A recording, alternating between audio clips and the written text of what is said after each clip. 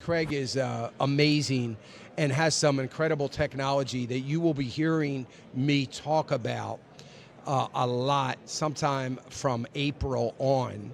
And I'm really excited about that. Might be some great opportunities for all of you, and certainly for the great work that he is doing. Craig, tell us what you're doing.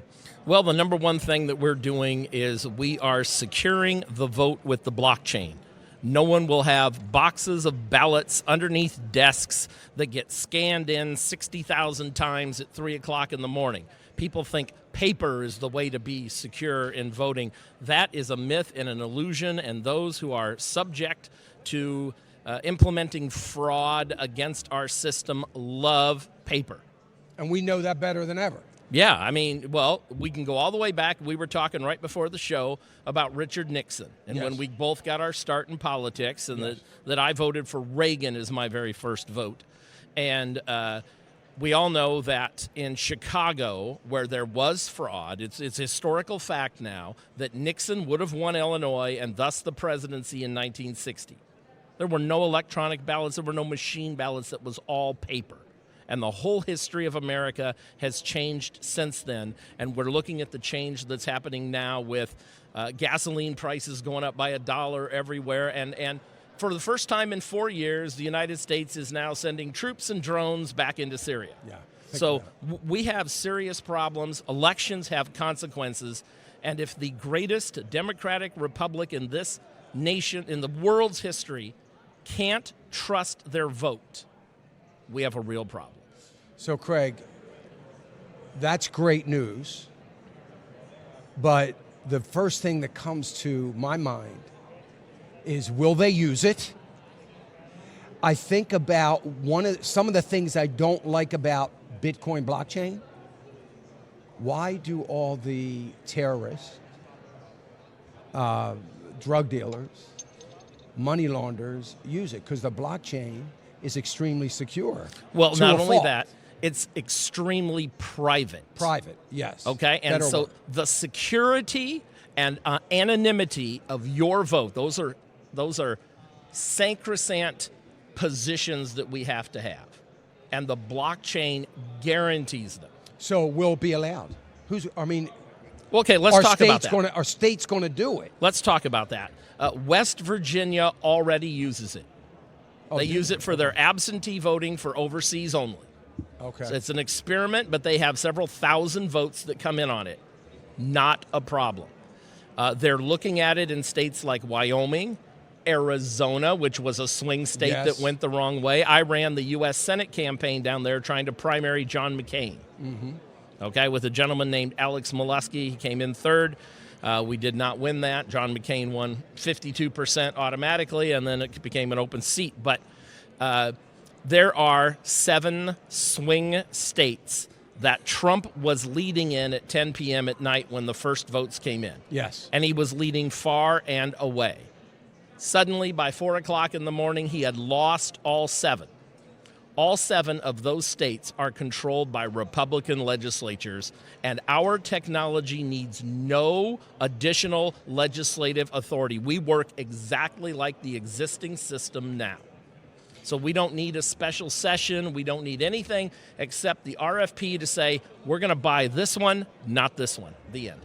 So if the swing states want to swing, though, in favor of one candidate or another, not swinging because there's more votes for that candidate, but swinging because of the opportunities to create more votes for that candidate, aren't they going to hate this? Well, not really, because here's the thing, okay? Everyone knows, and we just have to say this, okay? Everyone knows this was about Trump, that there are Republicans who did not like Trump and looked the other way. To push that behind them. But even those selfish Republicans, the rhinos, want to get reelected themselves. They want a fair and open voting system. This is the reality. We have the 95% issue. For the last 4 years, if you were a Democrat, you were convinced that the Russians hacked our election and that Trump was illegitimate. If you are a Republican, you believe that Biden or somebody cheated and that Trump legitimately won. If you are a libertarian or Green Party or Constitution, you believe the two major parties are colluding to keep you out. I have the only 95% solution that everyone wants, which is to know what really happened. Now, the 5%, oh, they don't, because they know what really happened. So here's the thing. This is my cynical side. So we're watching flip-flop going on. Mitch McConnell's here. He's there. I mean, he's starting to look like Lindsey Graham. He's all over the place. Actually, Lindsey Graham is starting to look like Ronald Reagan. I know. It's a little scary, isn't it? My wife keeps saying, how's this happening? Every time she sees Lindsey. I remember Lindsey Graham, his first term. Before he got under the influence of John McCain, he was good.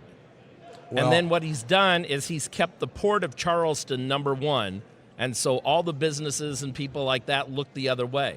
Suddenly now, with McCain out of the picture and Trump, Lindsey Graham has decided to be old Lindsey Graham again, and I'm thrilled with that. Yeah, I am too, and I hope it sticks. Yeah. But now we don't need anybody else turning into the old Lindsey. Exactly. Lindsey Well, we've got Mitt Romney and the rest of them. Yeah, exactly. I mean, so the thing that I'm thinking of is, what's to stop Democrats from... So at one point in time, I owned a trust company, like a bank. I was the only guy outside the Beltway. I managed money trust, family trust, for 23 senators. I was the only guy outside the Beltway doing that. It was all because I had one. There was a great senator back in the 80s who, I won't say his name, I'll tell you off air, but I managed the family trust. And his father was always hassling him, he should be managing your trust. And so anyway, I had him. I got called before a congressional hearing in an investigation of this person. And so they said, look, we just need to stall. We just need some time here. We're going to get this worked out. So I go down there. Nothing was subpoenaed. I wasn't subpoenaed. I go down. I didn't bring anything with me. And every time they asked a question, I said, that's private information between me and my client. I can't talk about that. I'm sorry. But if you get his permission, I'm happy to disclose it. And that was kind of my stock answer. So they let me go in about 20 minutes because they realized there was nothing they were going to ask that I wouldn't be able to say that with. So anyway, 3 weeks later, it's all going away. It's gone. It's done. He never ran for re-election. He was one of the most powerful guys in Washington at the time. So obviously cut a deal. So there's a lot of deals that get cut in Washington when you're living down in that and working in that cesspool every once in a while. You start to see all this stuff. So what's to stop the Democrats from saying, hey, Mitch, we know, the only thing you care about is getting reelected. You don't care about anything else. They don't. That's what they care about. So we can make sure you get reelected. I'm just saying, you may have seen some things, 4 years ago that can confirm that. But we know how. What's to say for them to say, we got to make sure this whole blockchain thing doesn't happen? Well, number one, it happens at the local level. So Washington, D.C. The state and the state level. Yeah, the state level. It's true. They have nothing to do with it. I'll give you an example. The folks in West Virginia, it's the Secretary of State. In Arizona, it's the Pima and Maricopa County Board. In Philadelphia, it has nothing to do with Philadelphia. It's the Pennsylvania State Legislature. Right, which is Republican. Yeah. So these are local races. These are small races. These are outside that influence. And there is an palatable anger among the grassroots to do something serious. Not a Band-Aid, not a fix. And, of course, the bully pulpit, Trump still has it. He's speaking here Sunday. Yes. And CPAC basically extended CPAC to pick up Donald Trump. Myself, I had to book a new rental car, a new hotel night, change my flight and everything as soon as he confirmed. And there are millions of people across this country that are going to do that. And you're going to watch those coattails in the midterm. So I am 100% confident that the grassroots will do the right thing when they understand this technology, and that the legislators, with their self-interest, will do the right thing simply for self-preservation. So I don't want to overstate anything, but I don't want to understate it either, and I just say this to all of you listening. We're in the first hour of our 3-hour program. The first hour is probably our largest listening audience. And I just want to say this, what we're talking about here this morning, you're hearing for the first time, the vast majority of you, is the thing that can change America. And when I say change America, let me just say what I said about President Trump when he was running for election. I got a lot of grief. As a matter of fact, I had one radio network that you and I have already talked about that didn't like it much because I went from Governor Mike Huckabee, who is a friend of mine, to Donald Trump. And how dare you, conservative Christian, not go to Ted Cruz? And I had a lot of people really angry at me. And I said, well, I want to win the election. I have nothing against Ted Cruz. I want to win. I want to beat Hillary. We got to beat Hillary. And that was the deal. And we have a situation where President Trump was trying to change America, but my position was he's not trying to change who we're going to be. He's trying to get us back to what we were. He was taking us back. He wasn't taking us forward. He was taking us forward in a lot of ways, especially from an economic perspective, but he was taking us back. This is taking us back. You can steal all that information of going back with the blockchain, and you don't have to give me any credit, because that's what this is doing. This isn't futuristic.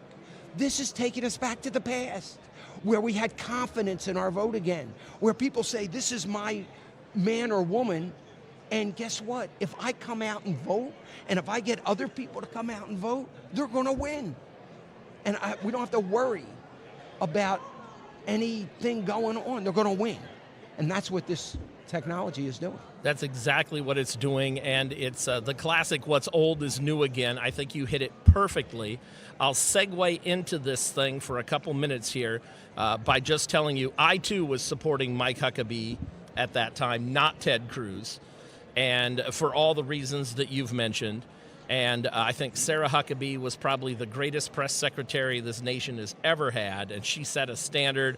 I'm very glad to see Michaela follow that and everything, so that was fantastic. But let's talk about data and data security, and I'm going to do this real quick here. It'll take less than a minute, maybe two.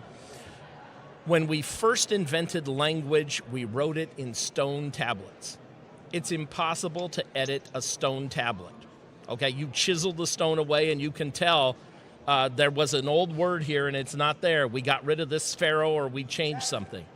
Then we went to parchment, animal skins, rolled up on scrolls, written in blood. You ever tried to scrape one of them off? You can't do it, it's immutable.